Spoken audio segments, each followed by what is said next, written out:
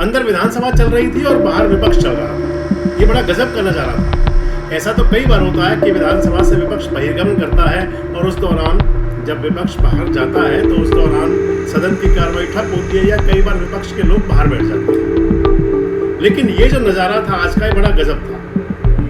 और इस नज़ारे के लिए अगर हम कहें कि विपक्ष के लोग जिम्मेदार थे तो सत्ता पक्ष की जिम्मेदारी भी कम नहीं थी।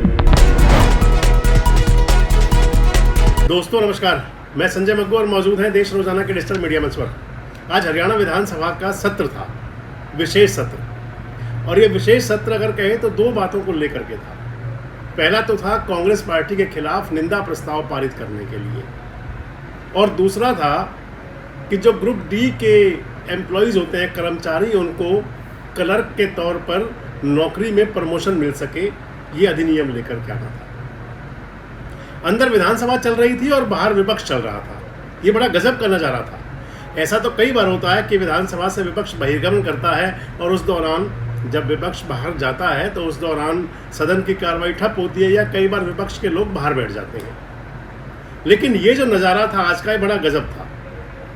और इस नज़ारे के लिए अगर हम कहें कि विपक्ष के लोग जिम्मेदार थे तो सत्ता पक्ष की जिम्मेदारी भी कम नहीं थी। सबसे बड़ा महत्वपूर्ण बात है कि आखिरी निंदा प्रस्ताव था किस लिए। कांग्रेस पार्टी की निंदा करने के लिए जो प्रस्ताव रखा जा रहा था वो किस लिए था।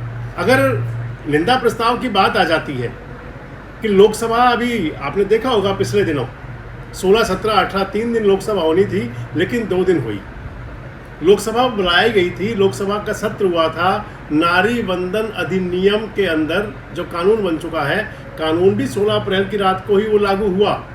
हालांकि वो कानून बन तो गया था 2023 के सितंबर के महीने में ही, लेकिन उस कानून का क्योंकि नोटिफिकेशन अब जा हुआ 16 सितंबर 2026 की रात को, 3 साल बाद, तो इसलिए कानून उसी दिन से बना। उस कानून के अंदर अमेंडमेंट किया जाना था।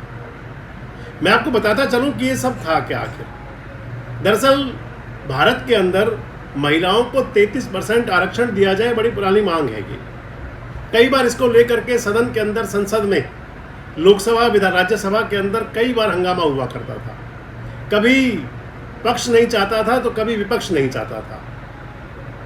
और ये प्रस्ताव जो था, एक बार ऐसा जरूर हुआ कि जब कांग्रेस पार्टी की यूपीए की सरकार थी, उस समय राज्यसभा से पास हो गया था, लोकसभा में पास तब भी नहीं हो पाया था। इस कानून के लिए सितंबर 2023 में जब संसद के अंदर कानून बिल लाया गया, महिला आरक्षण बिल जिसे कहा गया, और उसको नाम दिया गया नारी वंदन अधिनियम, नारी वंदन, वो बिल पास हो गया लोकसभा के अंदर। और बिल पास हुआ लोकसभा में कि पूरे सदन के अंदर मात्र 2 सांसद लोकसभा के अंदर खिलाफ थे इस बिल के। यानी कि आप इसे कह सकते हैं कि पक्ष विपक्ष सब ने साथ दिया और ये महिला आरक्षण बिल बन गया एक प्रकार से, जिसे नारी वंदन अधिनियम कहते हैं। उस बिल के अंदर, उस कानून के अंदर जो रखा गया था, क्योंकि मैंने आपको उस समय एक बार बताया था कि ये कानून 2034 में लागू होगा। उस कानून के अंदर था कि जनगणना के बाद में डिलिमिटेशन और डिलिमिटेशन के बाद में महिला आरक्षण, यानी कि महिलाओं को आरक्षण मिलना। उस समय भी कई खबर नवीसों ने भी और कई विपक्ष के नेताओं ने भी कहा था कि अगर आरक्षण देना है तो अभी से क्यों नहीं। लेकिन सियासत सब कुछ करती है, राजनीति के अंदर सब कुछ जायज़ है, सब चलता है। अब हाल ही में जब संसद का सत्र बुलाया गया तो उस दौरान 5 राज्यों के अंदर जो विधानसभा चुनाव हैं वो प्रोसेस चल रहा था। असम के अंदर और पुडुचेरी में और केरल में वोटिंग हो चुकी थी, तमिलनाडु और पश्चिम बंगाल में वोटिंग होनी बाकी थी। और इसी दौरान संसद का विशेष सत्र बुलाया गया और विशेष सत्र के अंदर जो नारी वंदन अधिनियम संशोधन जो रखा गया, उस संशोधन के अंदर था डिलिमिटेशन, परिसीमन। वो जो बिल गिरा, जो संशोधन बिल गिरा लोकसभा में, अगर उसे कहें तो वो नारी वंदन अधिनियम नहीं बल्कि परिसीमन का बिल था। विपक्ष की मांग थी कि 2027 की जनगणना के हिसाब से किया जाए और सरकार 2011 की जनगणना को आधार मान करके इसको करना चाह रही थी। ये सब कुछ था। इसको लेकर के तमाम सियासत है। सत्ताधारी दल भारतीय जनता पार्टी और उनके जो सहयोगी दल हैं वो पूरे देश की महिलाओं को संदेश देना चाह रहे हैं कि देखिए हम तो देना चाह रहे थे लेकिन विपक्ष नहीं देने दे रहा था। और इसको लेकर के तमाम हुआ भी पूरे देश के अंदर। अभी आपने पिछले दिनों देखा होगा उत्तर प्रदेश में लखनऊ में मुख्यमंत्री योगी आदित्यनाथ भी सड़क पर थे। पूरी सरकार सड़क पर आंदोलन कर रही थी। किसके खिलाफ कर रही थी ये सरकार के लोग ही बताएंगे। इधर आपने महाराष्ट्र का एक सीन देखा होगा कि जब सड़क जाम करने के लिए आ गए थे तो एक महिला गुस्से में हो गई थी और मंत्री जी से भिड़ गई थी। वो भी देखा होगा आपने नज़ारा।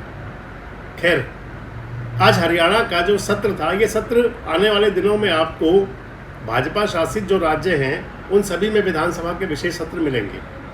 आज के सत्र में कांग्रेस के खिलाफ निंदा प्रस्ताव पारित होना था, इसलिए शायद कांग्रेस ने अपनी निंदा अंदर जाके कराने की बजाय आराम से बाहर बैठ गए कि भैया बाहर से ही निंदा करवा लेते हैं हम तो अपनी। यानी कि कांग्रेस के लोग सदन में नहीं गए।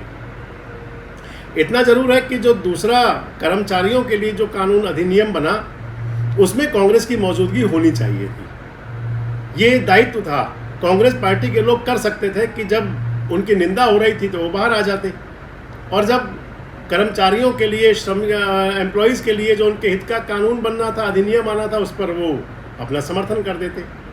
लेकिन सियासत है, सियासत सब कुछ कराती है। बड़ा मसला ये है कि आज जो कांग्रेस के खिलाफ जो निंदा प्रस्ताव पारित हुआ उसके अंदर इंडियन नेशनल लोकदल के भी 2 सदस्य शामिल थे, अर्जुन चौटाला और आदित्य देवीलाल। अब वो कांग्रेस की निंदा करने वालों में शामिल थे या फिर तटस्थ थे, नज़र इस पर भी होगी। बड़ा सवाल है कि क्या वाकई कांग्रेस पार्टी महिला विरोधी है और कांग्रेस पार्टी ने महिला आरक्षण बिल में कोई अड़ंगा लगा रखा है, और या फिर राजनीति के तहत महिलाओं को, नारी शक्ति को अलग अलग प्रकार से बरगलाने की कोशिश हो रही है। क्या लगता है आपको? कमेंट बॉक्स में जरूर बताएं। जुड़े रहें हमारे साथ, देखते रहें देश रोजाना। सब्सक्राइब करें देश रोजाना के YouTube चैनल को और नई वीडियो की नोटिफिकेशन पाने के लिए बेल आइकन जरूर दबाएं। अगर आप ये वीडियो Facebook या Instagram पर देख रहे हैं तो पेज को लाइक और फॉलो जरूर करें और ज्यादा से ज्यादा शेयर करें।